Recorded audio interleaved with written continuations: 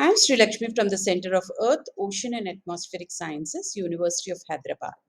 Today's topic we will be discussing about the earthquakes, epicenter and hypocenter.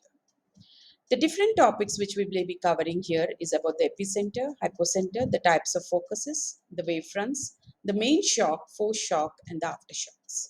This is a map of earthquakes which shows us from 1900 to 2017 about the various earthquake events which occurred with the different magnitudes, magnitude greater than equal to 9, and magnitude which ranges from 8 to 8.9, 7 to 7.9, and 6 to 6.9.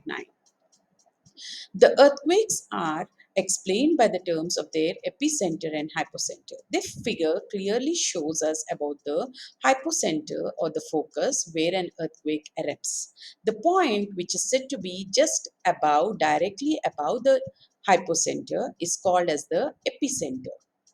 The focus of the hypocenter extends is a point to cause a rupture which gives rise to an earthquake. The energy gets released in all directions at the point 2 here, and the distance from point 1 to point 2, that is from epicenter to the hypocenter, is called as the focal depth.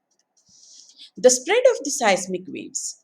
The waves or the energy which is getting released by an earthquake spreads in all directions throughout the surface from the interior of the earth. This is a just imagine when a stone is getting dropped on a still water, the waves just try to spread in all directions in form of a circles.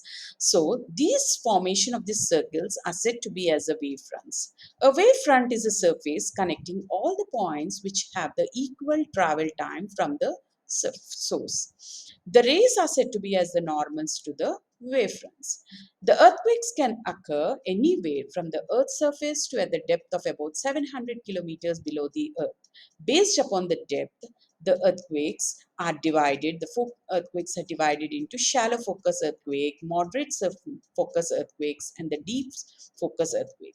The shallow focus earthquakes range from 0 to 70 kilometers deep, the moderate earthquakes from 70 to 300 kilometers deep, and the deep earthquakes are from 300 to 700 kilometers deep.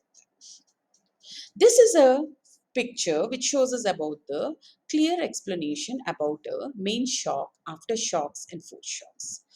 And picture or a map where the earthquake of magnitude 6.4 has hit Taiwan during 280.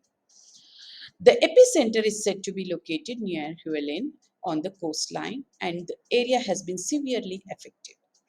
The right side figure here clearly shows the main shock with its four shocks. The four shocks are the events which occur before any main event of an earthquake occurs.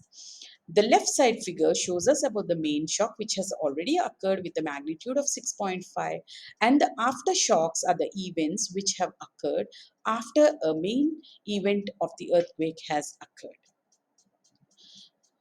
The aftershocks are said to be as the energy release after an earthquake.